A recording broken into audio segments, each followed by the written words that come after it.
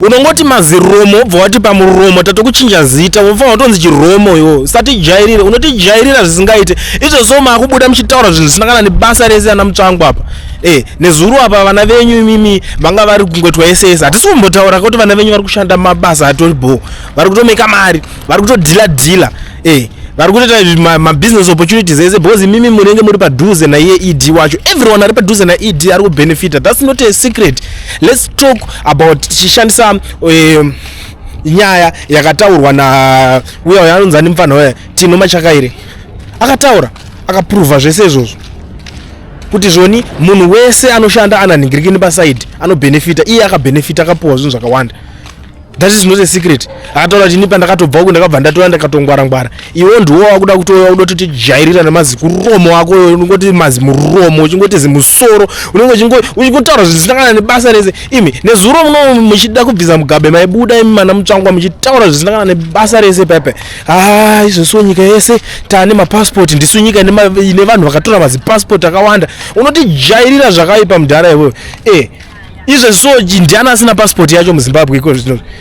akareduced here mapassport vanhu vakareduce here kutora mazi passport acho vakareduce. What the funny thing unotozviziva here kuti mazuva anhingirikini yenga yakatochipa izvozvo yakutodhura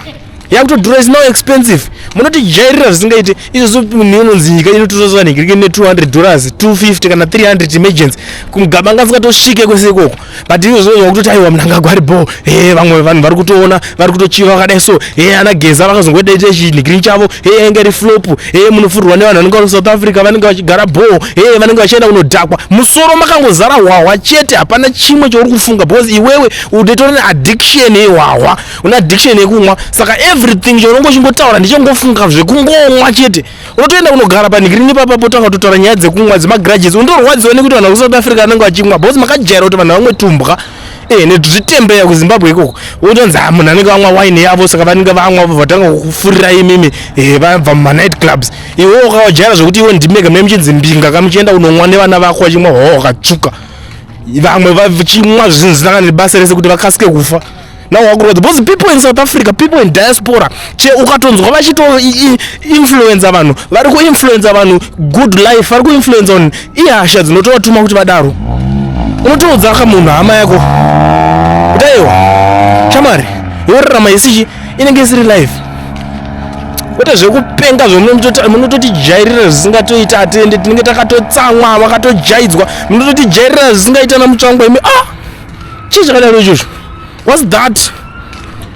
Iwe ndiani munhu akakwana anogara pasi achikuteerera even ivo vatinokuteerera ndo vamwe vakajaidzwa futi mutotijairira makawandisa vajairiri vedu chaizvo nai nhasi ndomakuti aiwa Mnangagwa everything about Mnangagwa is just good to you. Wakataura kuti mwana wako anga akasungirwa madhire hukopokopo hukoronyera saka tinokuexpecta chii chimwe chatinokuexpecta kuti ubude uchinzi unotaura wakanyatsotaura kuti mwana wako akasungwa iwo akasungiswa akabudiswa naMnangagwa pachii Mnangagwa anoita basa rekubudisa vanhu vanenge vasungwa because of vanomusapota chete as long as uchimusapota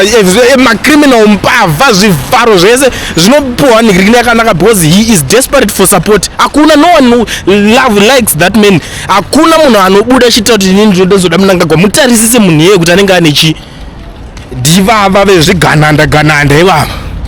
ndianobuda achitaura kuti ari kunhingirika nemimi vezvimawhiski yekutorwadziwa nzanda kuSouth Africa vanenge vakamwa doro zvine basa rechizvi kuti vanopinda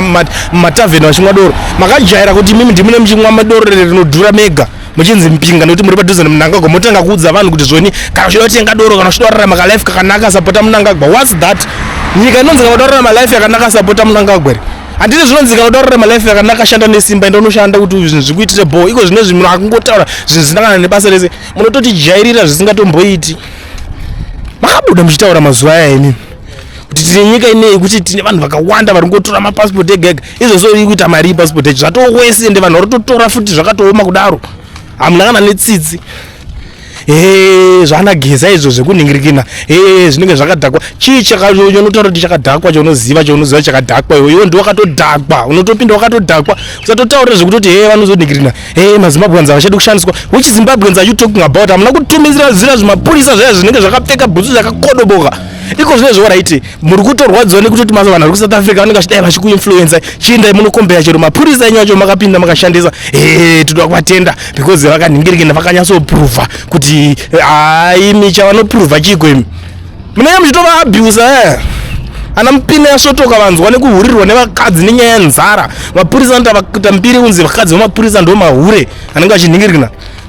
vanoswera ari uko vanenge vachingoti mumatashline imomo notijairira zvisingatomboite mudhara takatodhiniwa zvisingatomboite tozviziva kuti ariko mapenzi anokusapota anokudairira zvaunenge uchitaura but totozviziva we all know that kuti ariko mapenzi apa shaiko mapenzi 4-5 but hatikwanise kumhanyisana nemapenzi anokufarira isusu handitombotedzere mapenzi anokufarira ariko mapenzi ekuti anenge achida Mutsvangwa ataura komana type yevanhu vekuti chavanongofunga kudya chete nekufunga bonde hapana chimwe chinenge chingofungwa akatofunga akangoti rarare akuti ndodii ndowana rimwe bonde ndodii zvatopera akuda kutopedza keri yake panyika uchitoti ndanga ndichirarama nevanhu vakaita sana Mutsvangwa vanhu vaneudyire wakabuda iwe uchijamukira mugabe mazuva aya vanhu vakamira newe. So what is your problem? Because your life is now good, you're not getting opportunities everywhere. You're getting opportunities now. Wakuda kuvharira vana vevamwe panze uroti mwana wani waramba ari rompe wewe vana vako vari kuwana ma opportunities urikuda here kuti taure eze ma business kana kuti madhiri zvomunoitisana nevana venyu vakasungwa vanonobudiswa namunangagwa kako vana vamwe vakasungwa vachabudiswa nani izvo makavharira vana vamwe majournalist chacho vangabuda chitotaura nyaya uchiti toda kutiratidzira kuti tiite sei handiti paiitwa ikwa mugabe maifara here mwana Mutsvangwa muri pamberi muchiti hangabviswe izvo vana vamwe vasungwa manje vakuda kuningirikina hamuna kana tsitsi navo because life yenyu yakaita ndewenyuka makaisa wenyu maida saka siya vamwe vaisongwa vamwe vanoda kwete kuti jairira zvakaomarara zvamunoita izvozvo hatichatombonakirwe zvenyu zvekungotaurisa zvikuningina zvisangana nemusoro wese tinowana chiipa zvinhu zvachozvo tinobenefita chiipa zviri unofunga kuti iwo kanzi wataura une basa rechiiwo une basa iwo takatoenzana kana uchida tikatosangana futi uri kuda here izvezvi send allocation ndikusvikire ipapo titaure fair pamwe unofunga pamwe ndikutaura ndichikutya kana wakanditarisa maybe uri kuona kunge ndiri kutaka nga ndiri chiita ndichikuvhunduka hapatomborina zvamunoita makadhakwa imimi makomberede kutonzi makomberede angari kuhondo mamuri kuhondo muchiita sei imimi ndimo hondo kupi kwakaenda muna aina hondo anongotaura zvisinangana nebasa rese apa wakutaura kuti zvone nyaya yekumozambique wakutenga nyaya yekumozambique vakazoenda vakafa vanhu 400 vachifira this guy akuenda kunoita handshake napresident wacho wechidiki akapinda akutsvaga basa rake saka vanhu vakabatana kukaita pisi kunyika kwavanhu inhingirikini yake yanenge aita kwabatana vamwe futi kunyaya dzekudrc dzagadzirwa hanzi akagwa nobva aunganidza vanhu through nhingirikini yevanhingirikini vake kuti zvinge zvichizoita vapi vanhu vacho vakaunganidza kuti azonhingirikina chii chaakambonhingira anokwanisa kuti anokubatanidza vanhu kuti aite peace outside nyika achitadza kuisa peace mupamake zvakamboitika kupi izvozvo unotijairira zvisingaite Mutsvangwa hatitoteerere zvaunotaura wakadhakwa mudharayo nei